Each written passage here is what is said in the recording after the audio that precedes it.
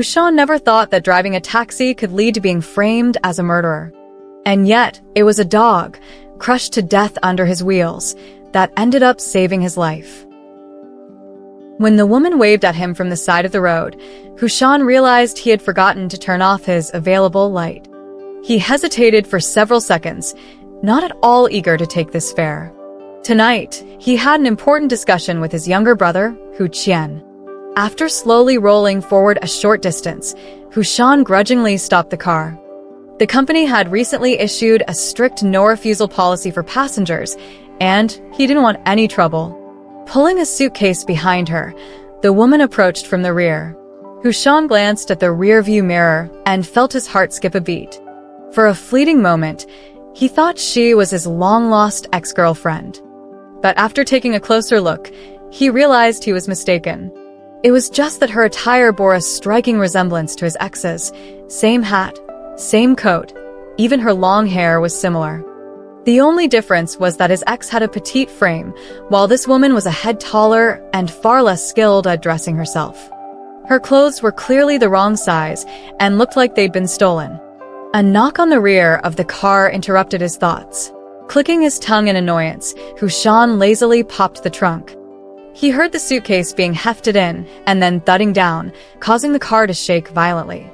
The woman opened the back door, letting in a rush of icy air. Once seated, she exhaled a relieved sigh and said in a muffled voice, "To the train station." "All right," Shan replied curtly, starting the engine. The taxi business had been getting worse in recent years, even as the monthly company fees remained unyielding. Some months after covering those fees, there wasn't enough left for meals. It was this financial strain that had driven his girlfriend to leave him, just as they'd been preparing for marriage. Adding insult to injury, it hadn't been long before she started dating a wealthy man, visibly thriving in her newfound luxury. Deeply affected by this, Shan had resolved to earn enough money to make her regret her choice. Yes, he desperately needed money, but this fare had come at the wrong time. After slamming the door shut, he irritably switched off the available light. Thoughts of his ex stirred his resentment, and he couldn't help but steal another glance at the back seat through the mirror. The woman was an odd mix of contradictions. She couldn't figure out how to wear her expensive clothes properly, yet seemed overly image-conscious, wearing a full set of accessories. Hat, mask, everything. Only her eyes were visible. Amused, Shan kept glancing at her, his mind wandering aimlessly. When his eyes shifted to the left window, he caught sight of his reflection. The glass mirrored his face, unshaven, oily, his murky eyes resembling rain-polluted rivers. He looked anything but decent. Smiling bitterly at his own appearance, he decided to make conversation. "Heading on a trip? Do trains even run this late?" Silence. He could feel her wariness. Another glance at the rear-view mirror startled him. The woman was staring right back at him through the mirror. Her gaze was sharp, cold, and unsettlingly hostile. Awkwardly, Shan looked away. Rustling sounds came from the back as the woman shifted directly behind his seat, still not saying a word. The atmosphere in the car grew tense and oppressive. Shan felt insulted and clenched his teeth. Bitter thoughts filled his mind. What's the big deal? It's so late, and there's no one else around.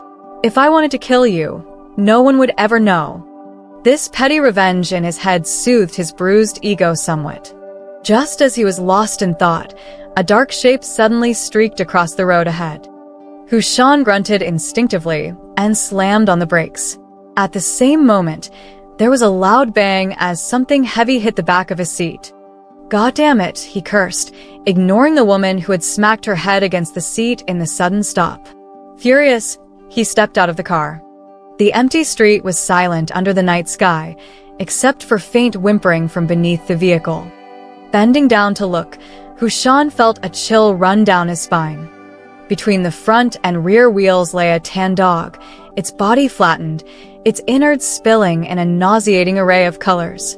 Its legs twitched feebly, while its upturned mouth released a few final whines. Shaken, Shan quickly got back in the car.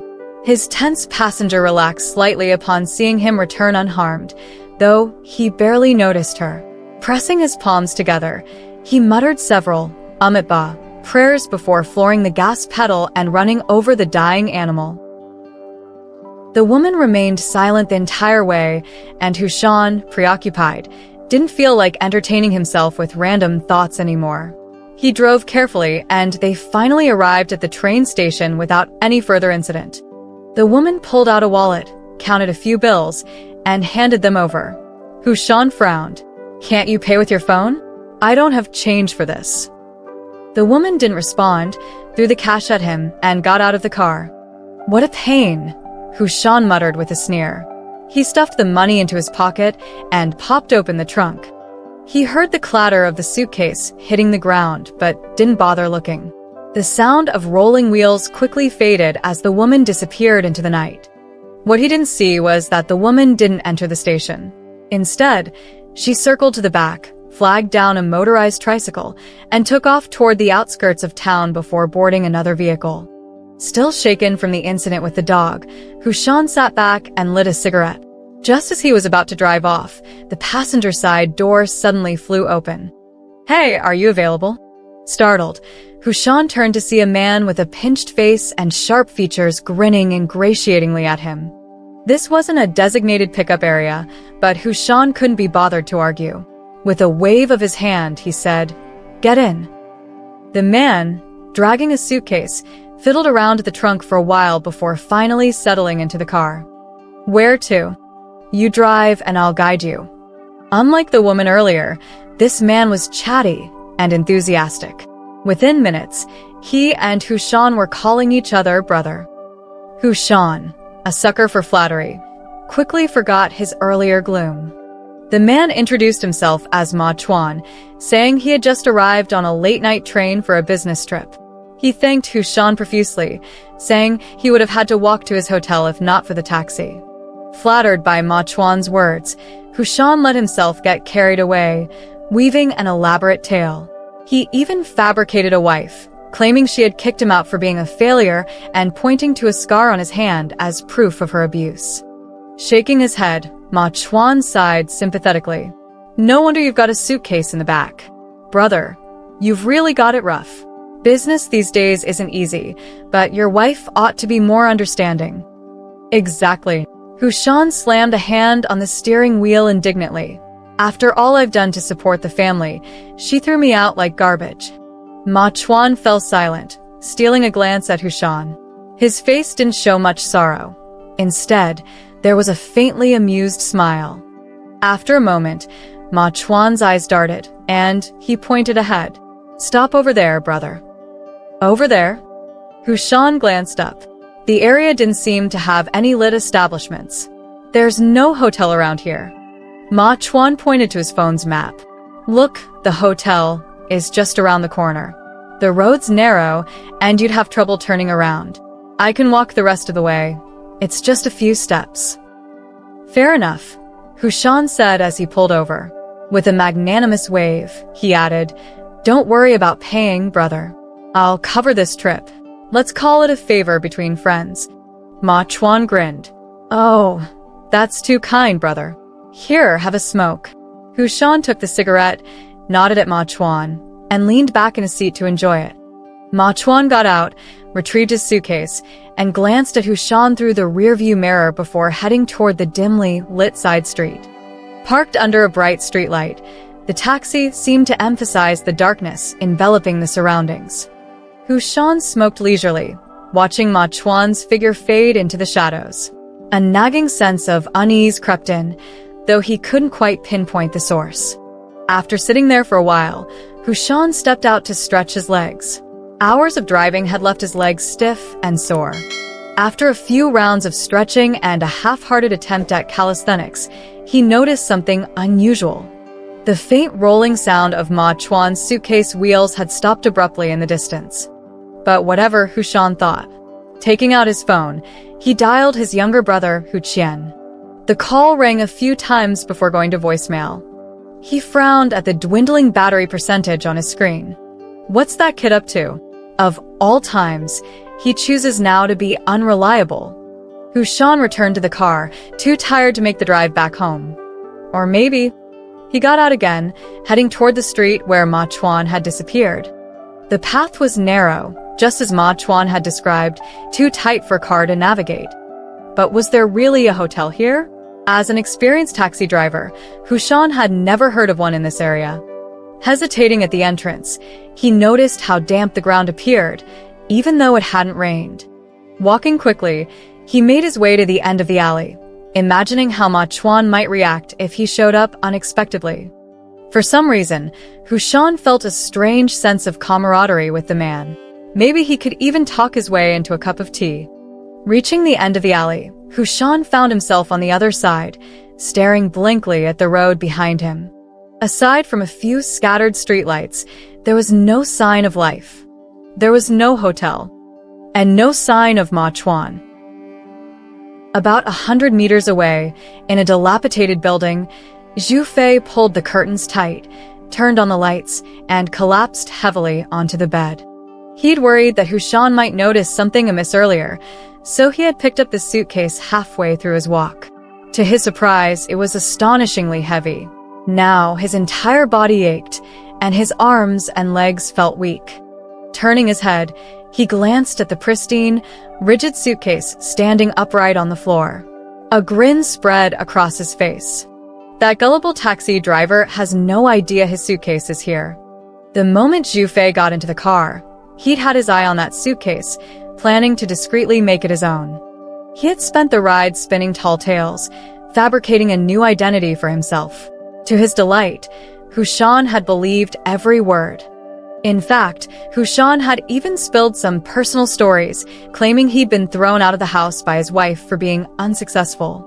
But as Zhu Fei glanced at his own expression in the rearview mirror, his face glowing with excitement, he was certain Shan hadn't noticed a thing.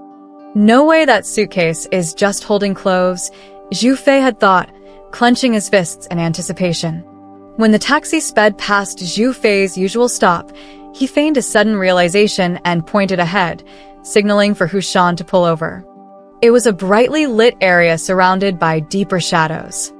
After lighting a cigarette for Shan, Zhu Fei got out, opened the trunk, and deliberately left his battered old suitcase untouched. Instead, he grabbed the sleek, expensive one and quickly disappeared into the darkness. What he hadn't anticipated was just how heavy the suitcase would be. Whatever's inside must be valuable, he thought, ecstatic at his apparent stroke of luck. Before ducking into an alley, Zhu Fei glanced back and saw Shan standing outside the taxi, doing calisthenics under the streetlight. Suppressing a laugh, Zhu Fei hurriedly entered the alley, struggled his way through a rusted, creaking iron gate, and climbed the stairs to his apartment with the suitcase in tow. A short while later, Shan wandered aimlessly beneath Zhu Fei's window, confused and dazed. If only he'd looked up, he might have caught Ma Chuan watching him with a smug smile. Zhu Fei got off the bed, ran his hands over the suitcase's luxurious texture, and smiled in satisfaction. He'd once worked for wealthy clients, bowing and scraping to earn scraps from their tables. During those years, he had seen suitcases like this and fantasized about owning one, never imagining that one day, his wish would come true without any effort at all. Who would have thought a mere taxi driver could own such a high-end suitcase? The contents must be equally impressive. He mused about what might be inside. Designer clothes? Fine wine? Luxury watches? Electronics?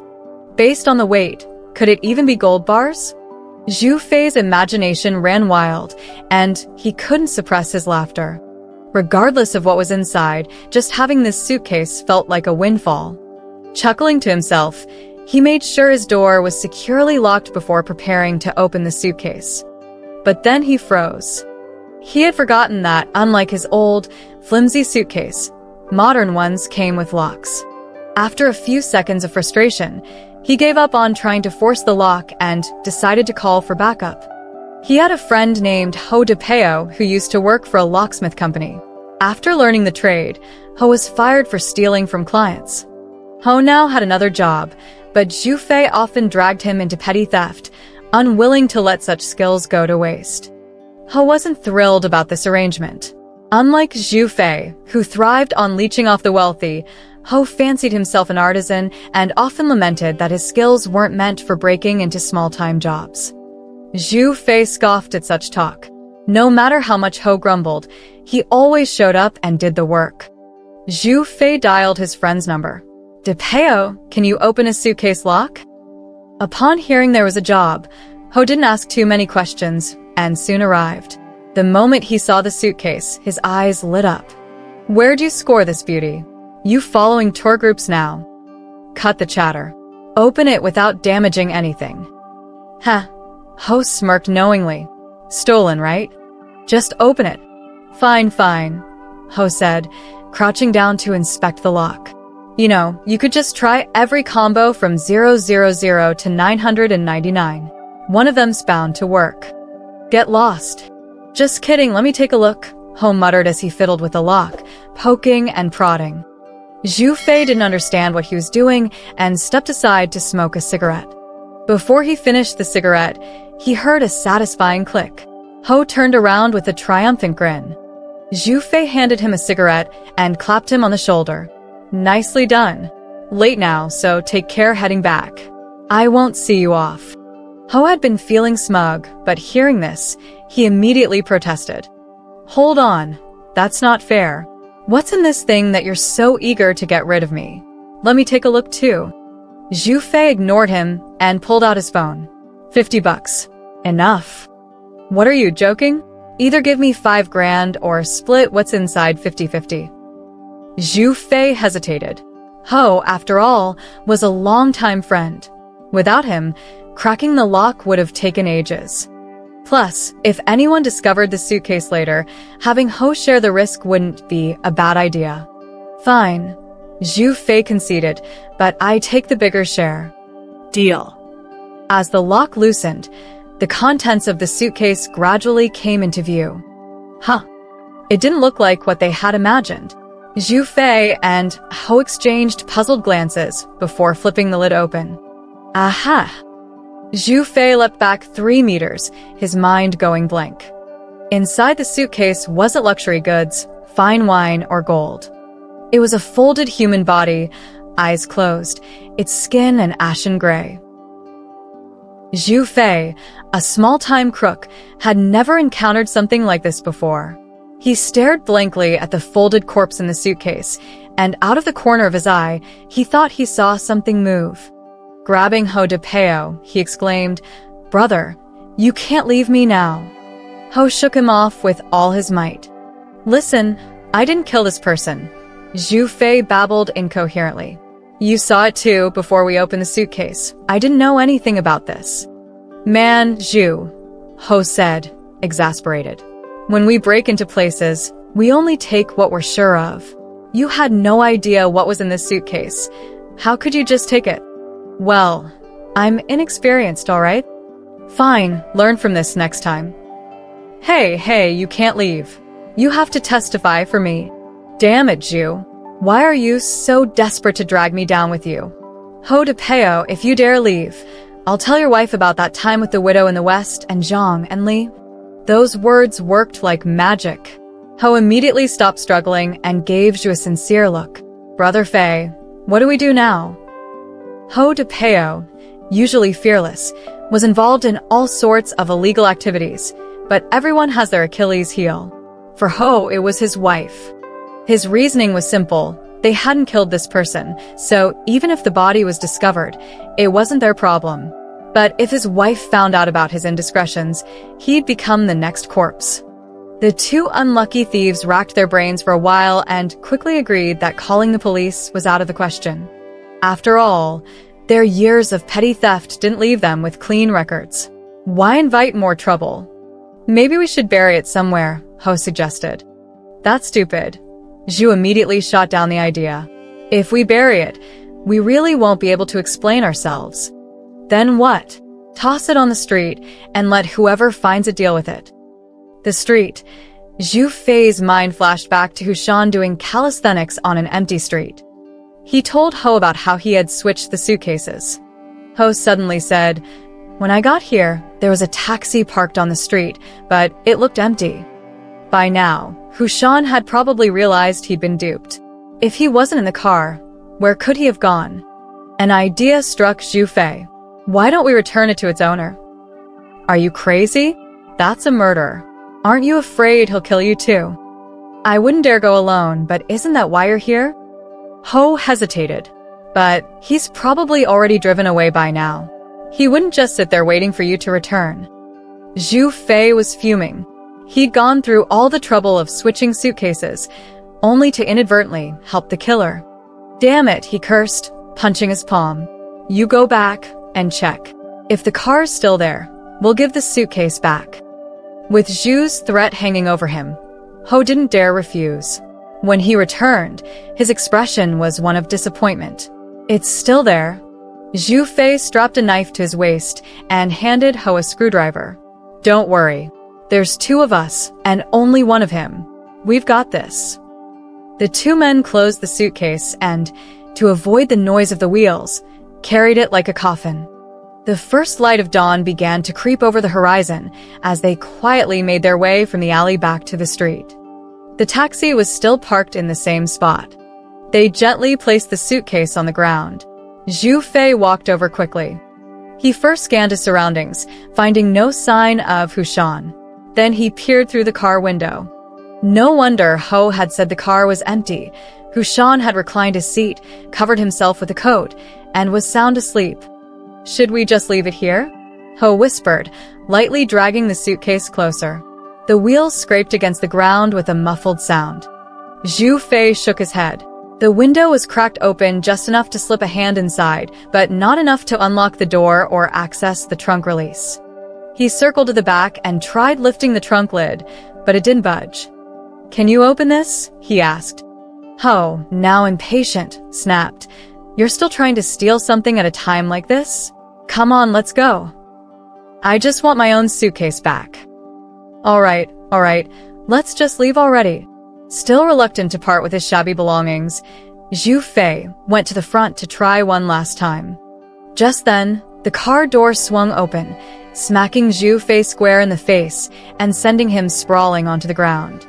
When he looked up, he was terrified. The killer, Shan, stood over him, holding a wrench. Shan had been woken by the sound of Zhu Fei tugging on the trunk.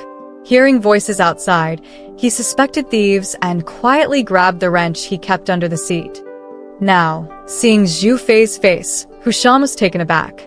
Brother Ma Chuan, what are you doing here? Zhu Fei, pale and flustered, awkwardly got to his feet. He turned to Ho for help, but Ho had already fled, leaving only the sight of his retreating figure. Zhu Fei cursed his bad luck and, seeing Shan's expression shift from confusion to suspicion, forced a smile. It's nothing, brother. I was just passing by. Passing by? Shan asked, his eyes narrowing as he scrutinized Zhu Fei. Need a ride? No. Zhu Fei stammered, backing away cautiously before turning and fleeing as fast as he could. Shan watched him disappear around the corner, sensing something was off. He tried chasing after him, but Zhu Fei was already gone. Perplexed, Shan returned to his car. Still no call back from his brother. Growing uneasy, he tried dialing again, but once more, there was no answer. That's when he saw it, the suitcase. Brand new and standing proudly by his car, it gleamed under the fading streetlight. Shan stared at it, baffled. How had it gotten there? Instinctively, he opened the trunk. Inside lay a battered old suitcase, one that tugged at his heartstrings. But his own suitcase was nowhere to be found. His gaze shifted back and forth between the two suitcases. Finally, he looked up at the empty street. In broad daylight, am I seeing ghosts? Just then, his phone rang, its jarring tone breaking the eerie silence. 100 kilometers away, Umo wiped his sweaty hands with a few tissues, then used them to clean the steering wheel. He hadn't driven such a long distance in a while, but the tension he felt wasn't entirely about the driving. He opened the car window, threw the tissues outside, and looked up at the sky. It was just starting to brighten. The man in the back seat hadn't moved an inch for over an hour, not even his hand, which was still pinned beneath him. Mo frowned as he looked at the seat cushion. The man's blood had stained the leather a strange color. He was a bit annoyed. He had no idea when he'd have time to clean the car again.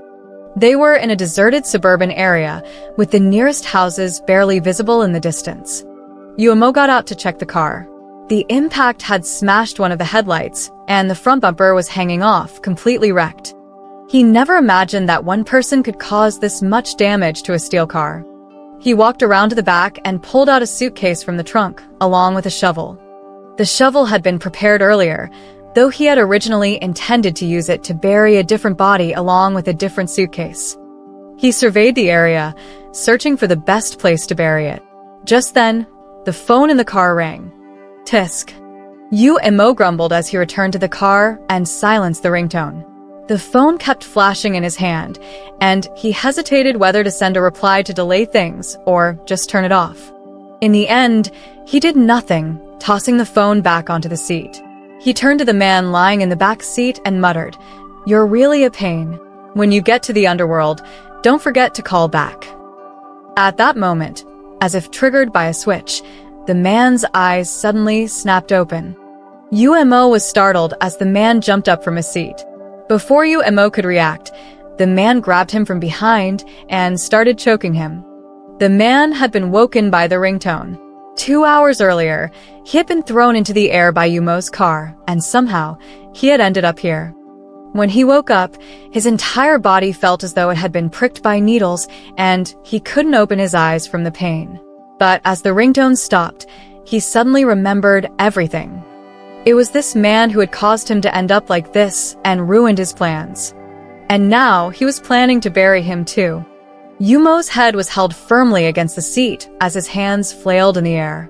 The man, now free, grabbed the phone that had been left on the passenger seat and immediately dialed. "Hello? Brother, I'm here. I'm Matt." He looked outside through the glass. The place was desolate, with nothing but a stone tower in the distance. "I'm here at the stone tower. I don't know what it's called, a stone tower."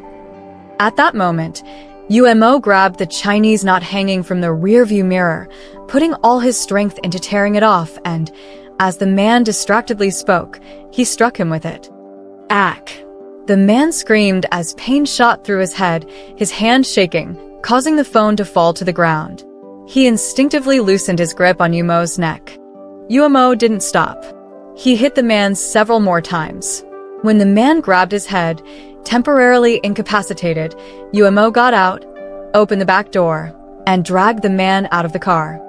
The man stumbled out, his head ringing. He looked up and saw Mo moving to the side, picking up a shovel from the ground. But what surprised him wasn't the shovel, it was the suitcase next to it. For a few seconds, he thought he must be hallucinating.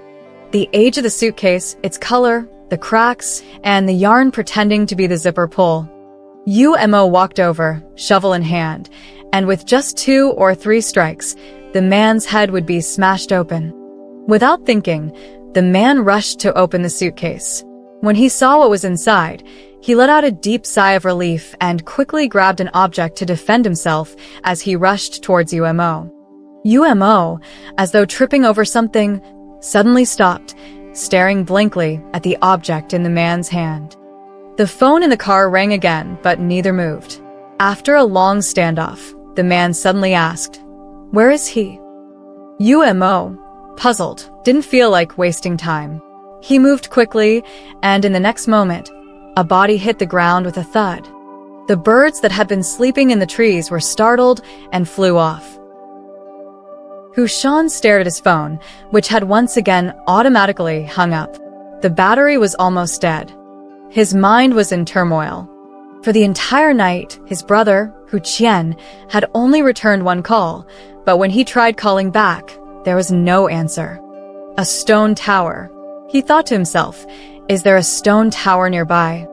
From his brother's tone, it sounded like he was in danger. What had happened? Could their plans still go ahead? Shan couldn't afford to waste time. He quickly searched online. After a long search, he only found one stone tower, which was over 100 kilometers away. Could it be here? He had no time to hesitate. Shan grabbed the suitcase on the ground and tried to put it into the trunk.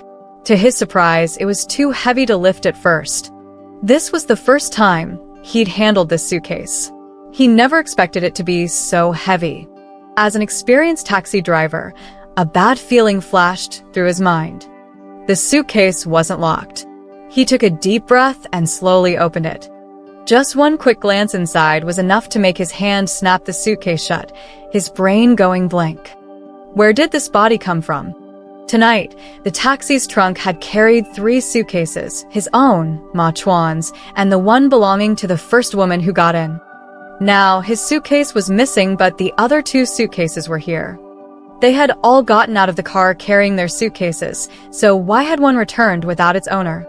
Where had his suitcase gone? And what about this body? Shan's mind was a mess. After a moment, he decided to find his brother first. He looked around, noticing there were no security cameras nearby, then slowly dragged the suitcase to the side, preparing to abandon it. But just then, the creaking of a tricycle approaching from the distance made his scalp tingle. A delivery man on a tricycle slowly pedaled over. Panicked, Shan froze, not daring to move with a suitcase in his hands. The delivery man noticed his awkward position and kindly stopped to ask, "Need some help?" No. Shan lowered his head, avoiding eye contact, and struggled to pull the suitcase back to the car. Seeing his difficulty, the delivery man got off and helped him load the suitcase into the trunk. "That's really heavy." The delivery man clapped his hands and laughed. "It's not a dead body in there, is it?" A dangerous tension filled the air, and Shan stiffened, looking at the man warily. But the delivery man took off his hat, grinning widely. Shan gasped, "It's you." Qian placed the suitcase in the car and sat down. He had thought that burying a body wouldn't be too difficult, but once he started, he realized it was much harder than expected. By the time he finished the whole process, his hands were covered in blisters and blood. Now that he had calmed down, everything seemed like a bad dream. But reality wouldn't allow him to dwell on it for long. Just as he settled into the seat, his phone rang. He picked it up and saw an unknown number. "Hello." He tried to keep his voice steady. "I know you killed someone." Qian's brain exploded with shock, his body jolting upright as if struck by lightning. He looked around frantically, but there was no one in sight. He forced himself to calm down. "Who is this?" The voice on the other end sounded smug. "You don't need to know who I am. Even if I told you, you wouldn't recognize me. So, what do you want?" Simple. "Money. Give me the money, and I'll pretend nothing happened. Otherwise, I'll report you to the police." "How much?" There was a brief pause, and then the voice said, "Not much, just 200,000. 200,000? Qian shouted. "Where am I supposed to get 200,000 from?" "That's your problem, not mine." Qian took a deep breath. "Fine, 200,000 it is. You'll keep your word, right? We're all in this together, of course I will." "So, how do I give it to you?" "Wait for my call," the voice said, hanging up. Qian sat there in a daze for a full minute, replaying everything that had happened. The more he thought about it, the more confused he became. On the surface, he and his brother, Shan, led seemingly normal lives, but secretly, they operated in the gray areas. The brothers ran a taxi service together, picking suitable targets. The one driving would take the victim to their destination, while the other would rob them. They'd done it many times and made a decent amount of money. But now, with businesses struggling, even their shady dealings weren't as profitable. Their living standards had plummeted. His brother, who had once been on the verge of marrying, had seen his fiancée leave him for someone wealthier. Seeing no other way forward, the brothers had decided to take more drastic measures and make some serious money. Yesterday, his brother told him he had acquired a gun through a friend named Ho Chi. With that gun, their plan was one step closer to success. They could start looking for bigger clients. Qian was itching with excitement. They had agreed to discuss everything in detail that evening. However, While he was walking down the street, a speeding car suddenly hit him, sending him flying to the ground. When he hit the ground hard, he lost consciousness. When he woke up, he found himself in this situation. Luckily, his injuries were not life-threatening, though they hurt badly. He didn't know if the man in the car was the one who hit him, but it seemed like the man had no intention of taking him to the hospital and instead was preparing to bury him. As they confronted each other, Hu Qian couldn't believe his eyes when he saw his brother's suitcase right in front of him. He didn't have time to think about how it ended up here. He only remembered his brother saying that he had packed the suitcase in advance, along with the gun, ready to escape after the job was done. In a desperate moment, he rushed to the suitcase and, sure enough, the gun was inside. The look on Yumo's face was forever etched in his memory. He had never seen someone's expression change so quickly, displaying so many emotions in an instant. In the world of martial arts, speed conquers all, and Yumo's shovel was no match for the bullet. Soon, his shovel became the tool that would bury him instead. Hu Qian marveled at the gun in his hand, silently praising Ho Chi's craftsmanship. It was a homemade gun, a bit crude in appearance, but heavy in his hand with an excellent grip. From the feedback he had gotten from the earlier shot, the aim was good too. After admiring the weapon, Hu Qian fell deep into thought. He was certain that only he knew what had happened. From start to finish, no one else had been involved. So, who was the person calling to extort him? He picked up his phone and dialed his brother's number. The number you've dialed is out of service. His heart sank. He tried again, but the call went unanswered. Looking outside, he saw the messy footprints he had wiped away and the bloodstains he had tried to clean while burying the body. The front passenger seat was in disarray, with several items strewn about: hats, masks, wigs, and coats. All women's items. He put on a coat, then a hat and mask. They were a little small, but tolerable. After some thought, he added the wig. He checked himself in the mirror. He was completely unrecognizable now.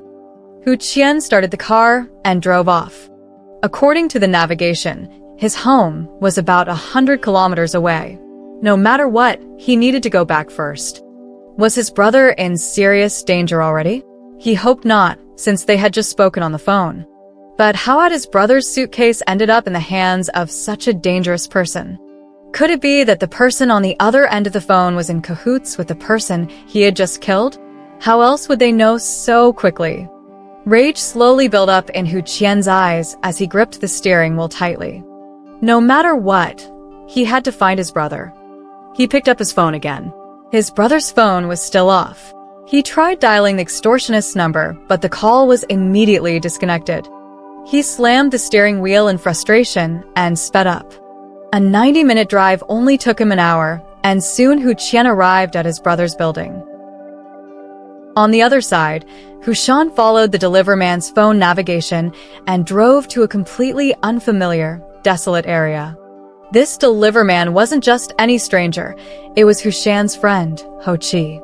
Ho Chi had done many different jobs in his life, but they were all a facade. His real means of making a living were his skilled hands. After successfully startling Shan, Ho Chi had decided to join him in searching for his brother. Unfortunately, Shan's phone had died, and he hadn't memorized his brother's number, let alone Ho Chi's, so the two of them were blindly rushing around like headless chickens. Shan got out of the car. It was already dawn, and the stone tower stood ahead, strangely prominent in the landscape. But other than the stone tower, there was nothing, no people, no cars. Not quite nothing, though. He bent down and picked up a used tissue from the ground. This was just thrown, huh? It's so clean, Ho Chi remarked, standing nearby. Shan nodded. It seemed someone had been here not long ago. He carefully looked around and spotted several tire marks. His brother didn't have a car, so someone must have brought him here. Now, both the person and the car were gone. They had probably left. Shan sighed, looking at the clean tissue in his hand. Looks like nothing happened. This kid really made me take a long detour for nothing. Well, as long as everything's okay. He's probably at home by now. Let's go, Ho Chi said. Wait, what's that? Shan's breath quickened. A small patch of earth about 10 meters away stood out with its different color and texture. An overwhelming sense of unease swept over him. He went back to the car, grabbed the shovel, and started digging without hesitation. The shovel had originally been prepared for when he and his brother went to make some money, but unexpectedly, this was the first time he would use it. At first, he thought digging a hole would be difficult, but it turned out he had worried for nothing. The ground was obviously recently disturbed, and it was soft. Within a few shovels, something hidden beneath the earth began to emerge. Wait, something's buried in there? Shan immediately stopped and stared, his eyes widening in shock as a human ear appeared in the hole. It wasn't just a lone ear, it was attached to a sideways head, filled with dirt. Shan's hand, holding the shovel, began to tremble violently, and the sound of his own heartbeat thudded in his ears. He looked around helplessly. The area was deserted, and the faint sound of barking dogs could be heard from afar. He forced himself to calm down. After several attempts, he still couldn't manage to grip the shovel properly. Ho-Chi silently took the shovel from him and, bit by bit, carefully dug around the ear to uncover more of the face. Gradually, the lifeless features revealed themselves. Shan stared, scrutinizing the face to make sure. Then he sighed in relief. Thank God, it's not my brother, Qian. That said, this was still a dead body. Shan didn't want to look anymore and turned his head away. Ho-Chi continued digging along the sides, finding no other bodies, and began to fill the hole back up.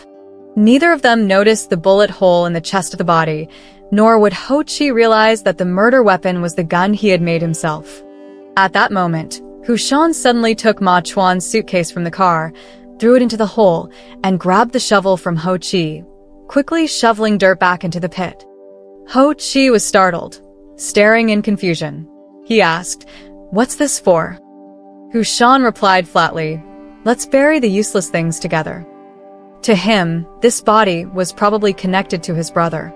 By placing Ma Chuan's things next to it, it might help muddle the waters.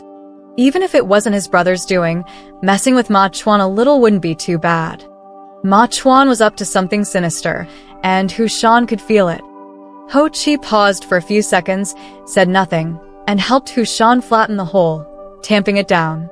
After the work was done, both of them were exhausted, and they returned to the car, lighting up cigarettes. Ho-Chi stretched out on the back seat, staring blankly at the roof, blowing smoke rings. Now they could be certain that not long ago, Qian had been here. From his tone, it seemed like he had gotten into some kind of trouble.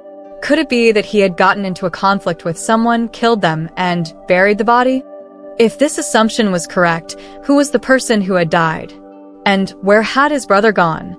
The answer could only be found by locating his brother. Ho-Chi's phone rang, and he glanced at it before directly hanging up. Shan casually remarked, "Your phone's been ringing nonstop on this trip. Business is good, huh?" Ho-Chi gave a wry smile. "It's survival at the edge of the knife. By the way, about the thing you asked me to look into, where is she?" Shan sat up, alert.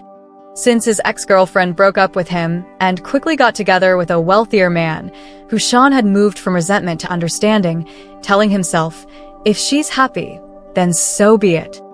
But out of lingering affection, he often drove his taxi to her place, secretly watching her come and go, a full-blown voyeur. A week ago, Shan had been waiting at his usual spot, but he didn't see her. In the following days, she didn't show up again. Shan assumed she had moved away, but didn't want to ask her friends directly. So, he had asked Ho-Chi, who had connections, to find out her new address, so he could continue spying on her. I don't know. Suddenly, no one can get in touch with her, even now. Shan's heart skipped a beat. He knew what Ho-Chi's words implied. For some reason, an image of a tall woman appeared before his eyes, the same woman who had stopped his car late at night. At that moment, not only did she wear similar clothes to his ex, but the items were the same. But what if those weren't her clothes? If that were the case, it would explain why they looked so ridiculous on her. If this were true, The original owner of the clothes must have been a petite woman, who Shan swallowed hard, his eyes slowly drifting toward the back of the car. The suitcase that the woman had left was still there. But before he and Ho-chi had left for this place, Shan had decided to leave that suitcase under a big tree. He remembered that the suitcase contained a body, with its head down and feet up, its face unseen. But judging by the body shape and the red toenail polish on the toes, it was most likely a woman. That's right, his ex used to paint her toenails red before their breakup. At this point, Ho-chi suddenly asked, "Why is the back of your seat all torn up?" Shan leaned over and looked. The back of the driver's seat had a large tear in it.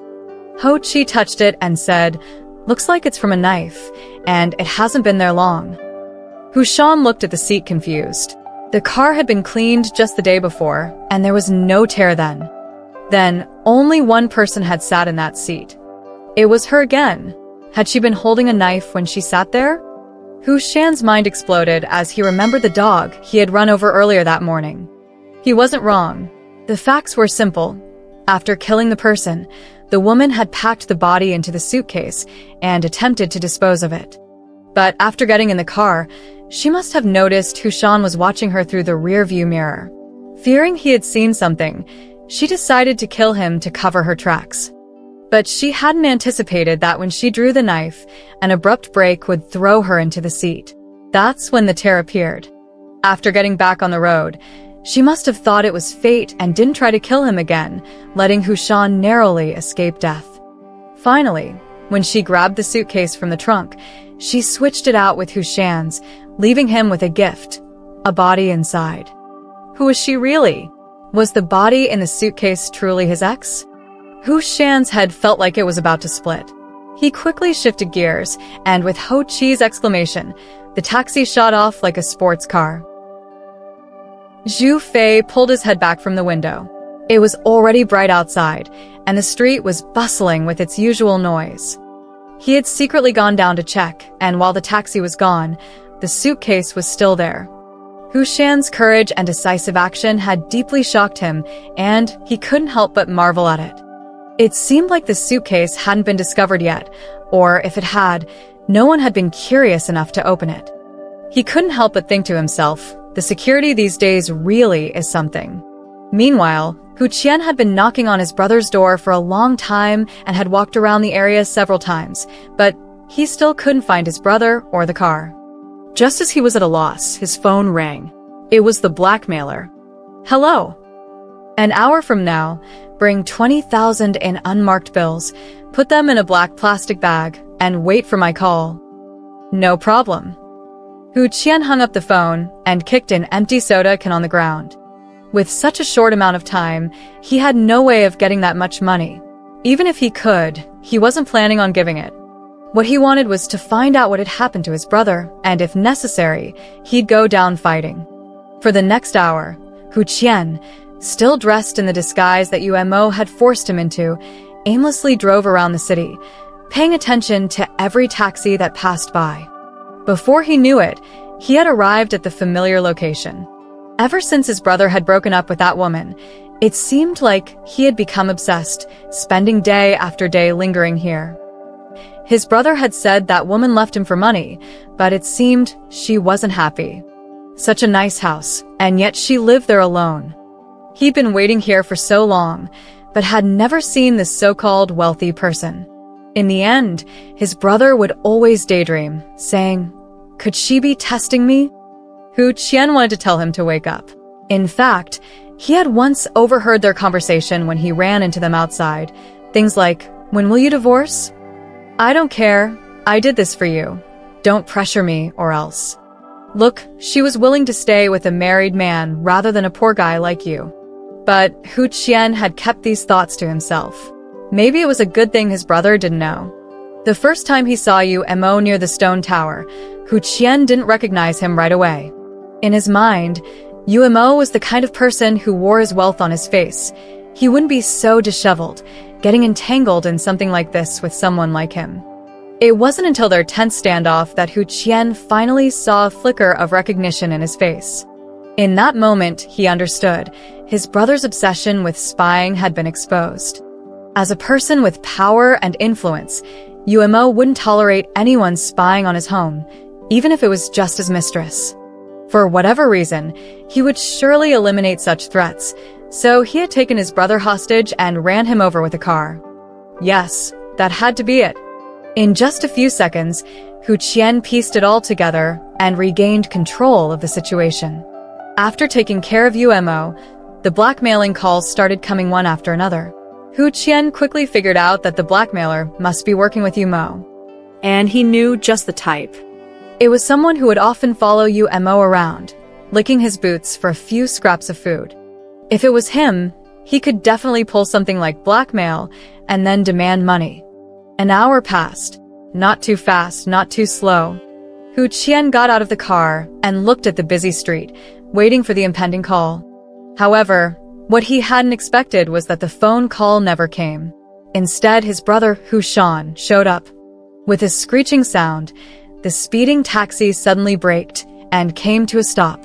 As soon as it did, Shan rushed out from the car, followed by someone getting out of the front passenger seat. It was Ho Chi. Seeing his brother unharmed, Hu Qian felt a weight lift off his shoulders. He smiled at his brother, who quickly walked toward him. Before he could even finish saying, "Bro," he felt an intense shift in the atmosphere. His brother's face was not filled with relief, but rather with hatred. Before he could react, his brother punched him hard, knocking him to the ground. At that moment, his phone rang. Zhu Fei cautiously stepped out, turning from the small alley to the main street. The suitcase under the tree was gone, and it seemed that the body was no longer a secret. He glanced around. No one was paying attention to him. He lowered his head and hurriedly walked, passing through 2 streets before turning into another narrow alley. At the end of the alley was an old kindergarten that had been abandoned and was now a haven for stray cats and dogs.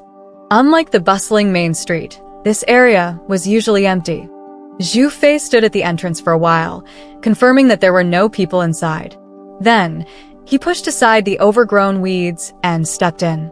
It was eerily quiet inside, with occasional eerie cat meows. Counting the tiled flower beds scattered across the area, he stopped in front of the 4th one on the east side. The abandoned flower bed was in disarray, and amid the dry branches and leaves, a black plastic bag was partially visible. Zhu Fei smiled, imagining a bright future ahead. Ho de Peo, leaving me to face the murder alone at a crucial moment and not even answering my calls. You won't be able to share in my good fortune anymore. Thinking this, Zhu Fei bent down to pick up the plastic bag. Just then, he felt a tap on his shoulder, and he froze in fear, his hair standing on end, nearly wetting his pants. Turning around, he saw a rapidly approaching fist, and then felt his nose twist to the side. He cried out, stumbling into the flower bed, and when he looked up again, he saw a strange man with a bruised face staring coldly at him. "Who the hell are you?" Zhu Fei stammered. "I'm the one who was supposed to bring you the money," the man replied. "Huh." Zhu Fei rubbed his nose, dazed, forgetting to defend himself. "Huh? Didn't you call me asking for 20,000? No, you're not Hu Qian. I am Hu Qian. No, you might be Hu Bai or Huan, but you're definitely not Hu Qian. I've seen Hu Qian." Hu Qian smiled, already understanding the confusion. The taxi, though usually operated by his brother Shan, was registered under his own name. If someone called a company asking about the license plate, they would only reach Hu Qian's number. This meant that even if someone was looking for Shan, they would end up with Hu Qian. Zhu Fei, trying to use the body in the suitcase to blackmail Shan, had mistakenly stumbled upon the real murderer, Hu Qian. It was truly a stroke of luck for him. Unfortunately, before meeting him, the 2 brothers had already crossed paths. Though Shan had momentarily mistaken his brother for the woman from the night before due to his disguise, Hu Qian's timely cry for help had revealed his true identity. Both brothers quickly pieced the puzzle together and soon realized the truth. They patiently waited for Zhu Fei to walk right into their trap at the abandoned kindergarten. Zhu Fei felt awkward. He didn't understand where things had gone wrong, but he could sense danger approaching, so he forced a calm tone. "It's fine. I'm not the police. It's up to you what you call yourself." Saying this, he bent down to grab the plastic bag.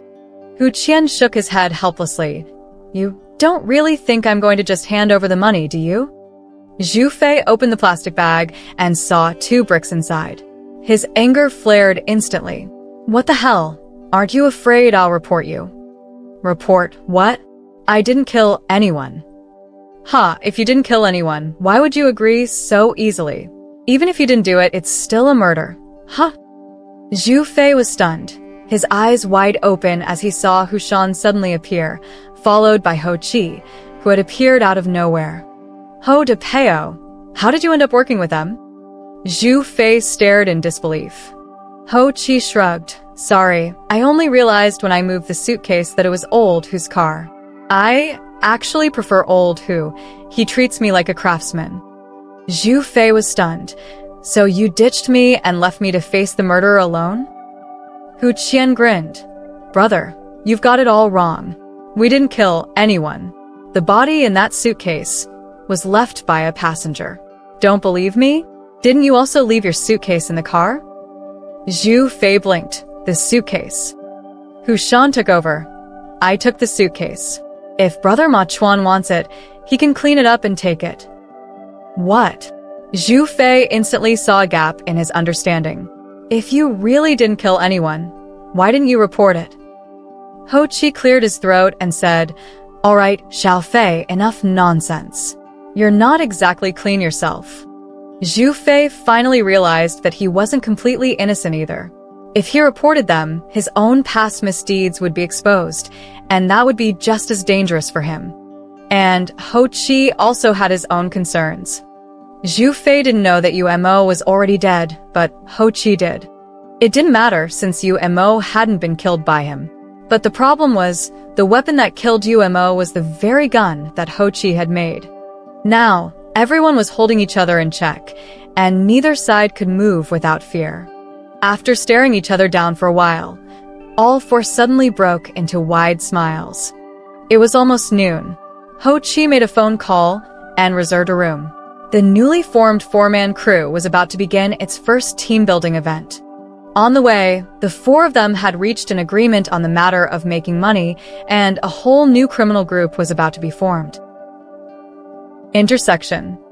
Hu Shan was alert, keeping an eye on all directions, and as the traffic light turned green, he rushed across.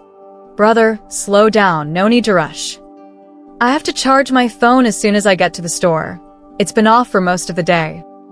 Hey, be careful." A dump truck, eager to grab the last second of the green light, swerved from the right, speeding toward them. Hu Shan's mind buzzed, his body froze, and before he could react, there was a loud crash, and all 4 of them lost consciousness at the same time. At the intersection, a traffic cop rushed over, urgently calling for backup, and soon, several more officers arrived. The scene was chaotic. The dump truck had overturned, spilling construction materials and leaving debris scattered across the street. Amid the blaring horns, one of the officers suddenly pointed at the taxi and shouted, "What's that?" The taxi, heavily impacted, had flipped onto its roof. A suitcase had fallen out of the trunk. Since it had been opened by Ho Chi, the suitcase had never been locked again. Now, after such a violent collision, the suitcase burst open, and a grayish-white foot was exposed to the daylight, the toes painted with red nail polish. UMO stared blankly at the motionless woman in front of him, his mind suddenly focusing on the wrong thought. Instead of thinking about how to handle the situation, his first thought was about the disadvantages of wealth. Though he was quite charming, he realized that it wasn't just his appearance that attracted so many women, but his wealth. How else could women fall for him so deeply, even dreaming of marrying him, even at the cost of bringing disaster upon themselves? When he first met this woman, he never expected things would escalate like this. Both were adults, each with their own relationships, and they should have known better. But this woman was different. She kicked her boyfriend, a taxi driver, to the curb without a second thought. UMO was somewhat dissatisfied with this. He didn't say anything, but they continued their relationship. He gave her money when she asked, gifts when she demanded them. As for a commitment, he pretended not to hear. His appeasement tactics worked for a long time. He kept her in an apartment, giving her everything she wanted as a distraction from work, while making sure she always came to him and never appeared near her own place. He thought that as long as he played the fool, the relationship would go on forever. But after a few dismissals, the woman grew frustrated. She promised she wouldn't break up his family, but would quietly remain in the role of a mistress. Over time, things changed. She began to resent only being a mistress and wanted more. Women like her, who work as part-time lovers, always want to make it permanent. She started to act spoiled, and eventually, she demanded that UMO divorce his wife. UMO refused. The relationship deteriorated, and though UMO tried to end it, the woman wouldn't let him go. She kept pushing, trying to blackmail him, and even planned to move into his home. The affection they once shared was gone, replaced by constant arguments and complaints. "When will you divorce her?" she demanded. "I don't care," he replied. "I broke up with my boyfriend for you. Don't force me, or I'll make sure we all go down together." UMO deeply regretted everything. If he had known how it would turn out, he never would have gotten involved with her in the first place. His marriage was crucial to his career and connections, and he couldn't let it be ruined. Eventually, one day, the woman's threats pushed him too far. He made up his mind to kill her. He pretended to be kind and took her to another property. Once there, he revealed his true nature and trapped her, cutting off all her connections to the outside world. The woman soon realized what was happening, crying and begging him to let her go, promising she would never speak of it again. By that point, UMO couldn't change his mind. Killing wasn't a simple thing, and as he hesitated, he found that the woman had died. She had starved to death. UMO was stunned. He never expected her to die so quickly, but now it was too late to turn back. After a moment of contemplation, he went out and bought a shovel, then returned to stuff her body into a suitcase. The woman's small body barely fit into the case. UMO had to struggle to fold her stiff body into it, finally managing to close the suitcase. Stacks of money, pairs of shackles. He hummed an old prison ballad to himself, zipping up the suitcase. But as he stepped outside, he suddenly hesitated. Throwing the body away wasn't something that could be done on a whim. He had no experience with such things. Where should he dump the body? How would he get it there? Would anyone see him? These were serious questions, and he wasn't prepared for them. After some thought, an idea struck him. He drove his car to the outskirts, then returned by taking a taxi. Back at the house, he reopened the suitcase and put the woman's clothes on. They were clothes he had once bought for her. If he had known he'd wear them one day, he would have bought them a size larger. He awkwardly zipped up the suitcase and took it out. At that moment, he transformed into a woman about to embark on a journey. Soon, he would get off at the train station, confusing everyone around him. No one would suspect that a person heading for the station had never entered, but instead took a detour to get back into his car. After a busy night, it was now very late. UMO stood on the side of the road for a while, then flagged down Shan's taxi.